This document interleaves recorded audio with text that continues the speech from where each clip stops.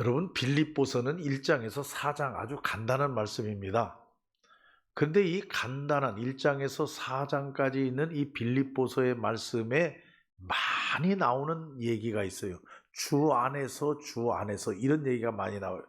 이건 42번이나 나와요. 주 안에서. 그리고 또 하나 나오는 얘기가 있는데 기뻐하랍니다. 기뻐하라. 16번이나 나와요. 이걸 합쳐보면은 이 빌립보서의 말씀은 우리에게 무엇을 전하려고 하느냐, 메시지가 뭐냐, 주 안에서 기뻐하라, 이 얘기입니다. 주 안에서 기뻐하라. 여러분, 우리 그리스도인들의 표시가 뭐라고 생각합니까? 아, 이 사람은 그리스도인이구나. 아, 이 사람은 틀림없이 예수 믿는 사람이구나. 다른 거 없어요. 기쁨입니다. 기쁨. 상황과 형편을 초월해서 어떠한 상황에 처했든지 항상 기뻐요. 항상 즐겁고. 여러분, 우리 믿는 사람들이 지금 어떻게 삽니까? 하고 물으면 아이고, 죽지 못해서 삽니다. 이건 우리 믿는 사람이 아니에요. 그 사람은 지금 즉시 신앙을 점검해 봐야 돼요. 우리 믿는 사람들은 항상 기쁘고 즐겁고 행복하고 상황을 초월하는 거예요. 주 안에서. 오늘 이 빌립보서의 말씀은 지금 바울 선생님이 빌립보 교회에 보낸 편지입니다. 근데 빌립보 교회가 지금 어떤 상황에 처했느냐? 여러분, 그때 교회나 지금이나 마찬가지입니다만은 지금 교회 안에서 갈등이 생겼어요. 갈등. 사람이 모이는 곳에는 어느 곳이나 갈등이 있게 마련해요. 그래서 바울 선생님이 그 빌립보 교회에 이러한 갈등이 있다고 하는, 교회 안에서 성도들끼리 갈등이 있다고 하는 얘기를 듣고 바울 선생님이 편지를 써서 보낸 게 빌립보서예요. 그러니까 이 빌립보서의 내용이 어떤 내용일 것이다 하는 것은 뭐 우리가 두말할 것 없이 잘 추측을 해볼 수가 있어요. 갈등 구조에 있는 사람들이니까 다투지 말아라. 서로 잘 마음을 같이 해서 하나가 되라. 그런 말. 그리고 서로 기쁘고 즐겁게 지내라. 주 안에서 기쁘게 지내라. 아마 그런 내용이 전체적인 내용입니다. 여러분, 오늘 이 빌립보서의 말씀을 가만히 보면은 우리에게 아주 중점적으로 이런 갈등 구조에 있는 빌립보 교회에 주는 중점적인 내용이 있어요. 너희는 이 마음을 품으라. 교회가 갈등하지 아니하고 서로 미워하고 시기하고 질투하고 서로 다투고 하는 그러한 갈등을 해소하기 위해서 가장 중요한 처방약이 뭐냐? 너희는 이 마음을 품으라. 이 마음이 뭐냐? 예수 그리스도의 마음이다. 예수님의 마음으로 주 안에서 하나 되라고 하는 말씀입니다. 그러면 오늘 예수님의 마음은 어떤 마음이냐? 예수님의 마음은 겸손한 마음. 뭐 두말할 것이 없습니다. 여기 2장 5절 말씀에 보면 너희 안에서 이 마음을 품으라. 곧 그리스도 예수의 마음이니 그는 근본 하나님의 본체시나 하나님과 동등됨을 취할 것으로 여기지 아니하시고 오히려 자기를 비워. 이 말 전체가 뭐냐? 겸손입니다. 서로 겸손하라. 예수님처럼 겸손하라. 예수님이 어떻게 하셨는데요? 다 비우셨어요. 그리고 낮추었어요. 그리고 복종했어요. 하나님의 말씀에 복종해서 십자가 위에 못 박혀 죽으셨다 하는 얘기입니다. 그러므로 갈등에 빠져있는 빌립보 교회 성도들, 너희는 모두가 다 이 마음을 품으라. 그 마음이 뭐냐? 예수님의 마음이니 너희 모두는 서로 겸손하라. 그러면서 여기 말씀에 보면은 그런 얘기가 계속 많이 나옵니다만은 여러분 4장 4절이 핵심적인 말씀이에요. 이 전체적인 빌립보서의 말씀에 4장 4절에서 7절 8절까지. 작년에 2023년에 CTS에서 이런 조사를 했어요. 뭐냐? 우리 대한민국의 성도들 중에서 2023년에 성경의 밑줄을 긋는데 우리 대한민국 사람들이 신도들이 제일 많이 성경에서 밑줄 친 말씀이 어떤 말씀이냐? 그거 뽑았는데 빌립보서 4장 6절이 됐어요. 4장 6절. 빌립보서 4장 6절을 제일 많이 밑줄 쳤대요.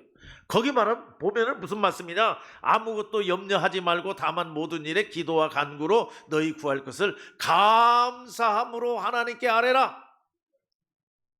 이 이야기는 우리에게 지금 뭘 주느냐 하면은, 여러분, 지금 다시 말하지만 빌립보 교회는 성도들 간에 갈등이 생겼어요. 그저 잔잔한 별것도 아닌 것 가지고 이렇게 갈등이 자꾸 부딪혀요. 그러니까 바울 선생님이 주 안에서 기뻐하라. 주 안에서 기뻐하라. 그러면서 5절 말씀에 4장 5절에 관용을 베풀어라. 관용. 여러분, 관용이라고 하는 것은요, 너그러움입니다. 예수 믿는 사람들이 관용해야 돼요. 너그러워야 돼요. 예수 믿는 사람들 마음이 좁쌀만 해갖고는 안 됩니다. 장로님도 권사님도 집사님도 좀 관용을 베풀 줄 알아야 돼요. 이건 너그러움이라고 하는 것은 상대방의 입장을 생각하고 상대방을 나보다 낮게 여기고, 이게 관용이에요. 근데 이러한 관용을 베풀지 못하고 좁쌀만한 마음을 가지고 서로 다투고 시비 걸고 서로 싸우고, 이런 일들이 얼마나 상처를 주고 말이에요. 지금 이 빌립보 교회가 그런 거예요. 별것도 아닌 것 가지고 상처를 입고 별것도 아닌 것 가지고 다투고 서로 하나가 되지 못하고. 그러니 바울 선생님은, 지금 바울 선생님이 어떤 상황에서냐? 감옥에 갇혀 있어요.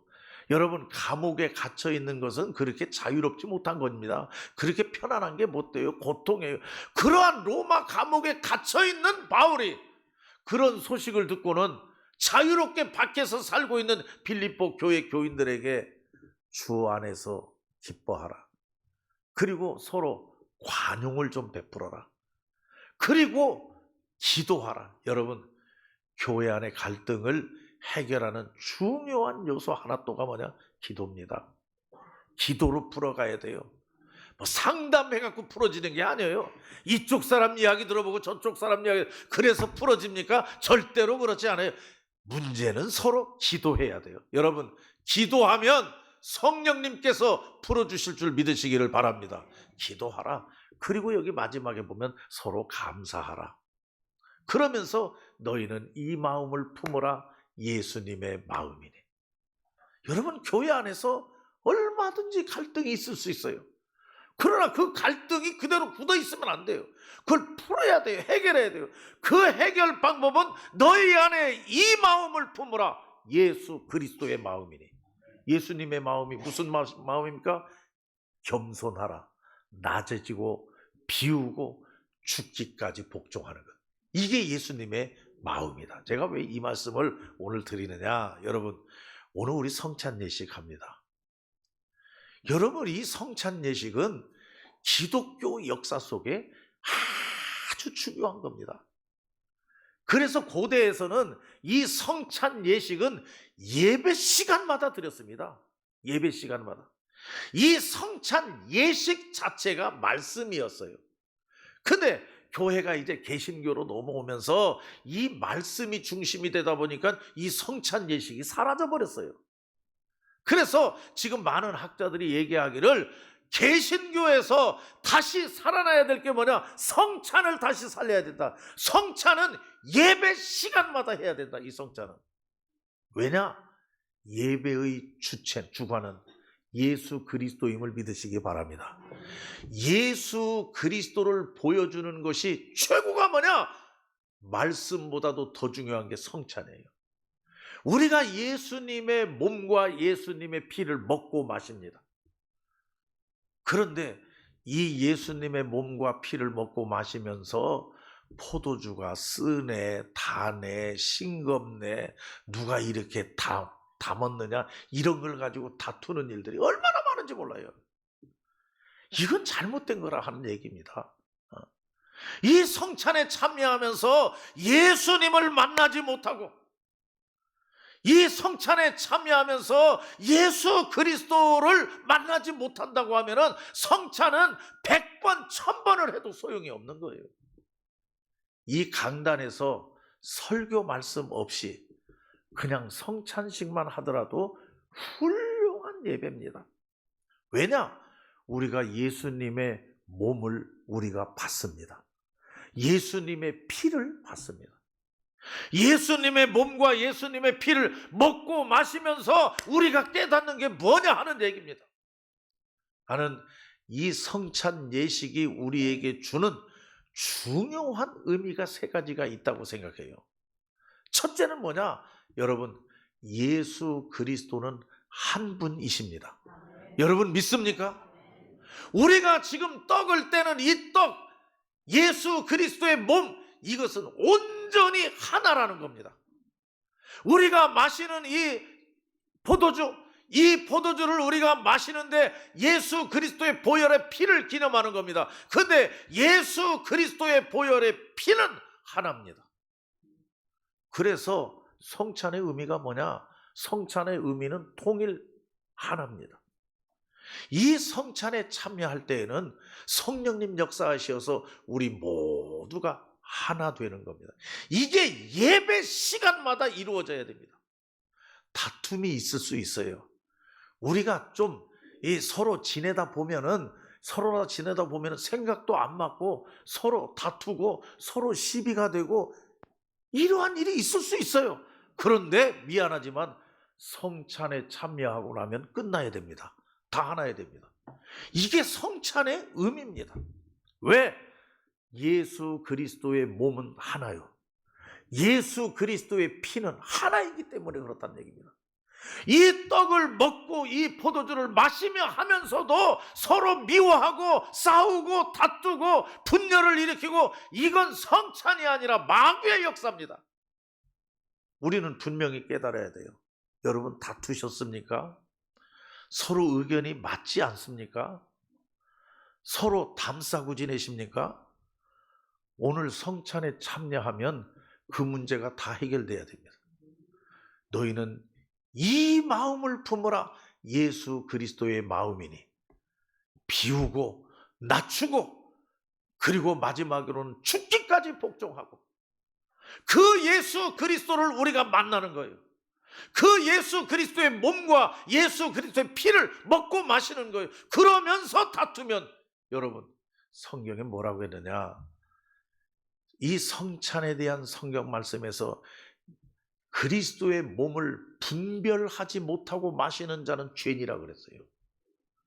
예수 그리스도의 살과 피를 먹고 마시면서 하나가 되지 못하면 그건 하나님 앞에 죄다, 이렇게 얘기했어요. 그러므로 교회에서 이 성찬이 중요한 것은 뭐냐? 하나 되는 것. 그리고 두 번째로 성찬의 의미는 죽음입니다. 여러분, 우리가 예수 그리스도의 살과 예수 그리스도의 피를 먹고 마십니다. 십자가 위에서 죽으신 그 예수 그리스도의 몸, 우리가 다 나눕니다. 이건 죽었다는 거예요. 예수 그리스도의 피를 마신다고 하는 것은 죽었다는 거예요. 이 말은 뭐냐? 여러분, 이 성찬에 참여하며 오늘 우리는 미안하지만 죽어야 됩니다. 옛사람은 죽어야 된다. 죄에 사로잡혀 있는 자는 죽어야 된다. 옛 생각도 죽어야 되고 옛 습관도 죽어야 되고 옛날에 내가 살아오던 생활의 방식도 죽어야 되고, 예수님이 죽으신 것처럼 그것이 이루어지지 않는다고 하면은 이 성찬은 아무런 의미가 없어요. 100번, 1000번을 해도 소용없는 겁니다. 오늘 이 시간에 성령님 역사하시어서 여러분 마음을 감동하시고, 이 성찬, 예수 그리스도의 몸을 손을 대고 예수 그리스도의 피를 마시는 여러분 모두의 옛사람은 죽어지기를 바랍니다. 이게 성찬이에요. 그리고 성찬의 세 번째 의미는 다른 것 없습니다.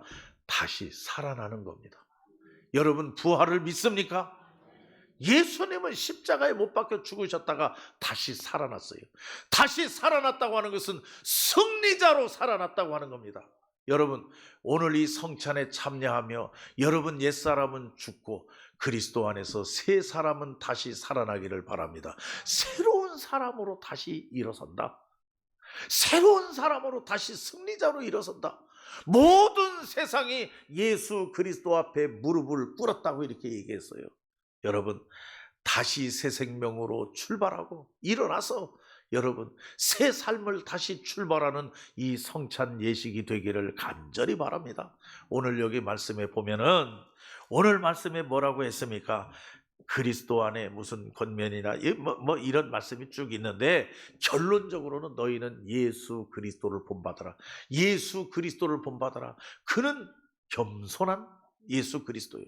그의 마음을 본받고 그를 따라가고 쫓아가고 오늘 이 성찬 예식을 통해서 예수님을 만나시기를 바랍니다. 예수 안에 거하시기를 바랍니다. 그래서 예수님이 하나이신 것처럼 우리 모든 성도들이 하나가 되고 예수님이 죽은 것처럼 우리의 죄로 물든 옛사람은 죽어버리고 예수님이 다시 살아난 것처럼 우리는 주 안에서 새 생명으로 살아나서 다시 새 생활로 출발하는 이 성찬 예식이 되기를 간절히 바랍니다. 성령님이 함께해 주시어서 오늘 이 성찬에 참여하는 우리 모든 성도들 한 마음이 될 수 있도록 하나가 되도록 하나님은 역사해 주실 줄로 믿습니다.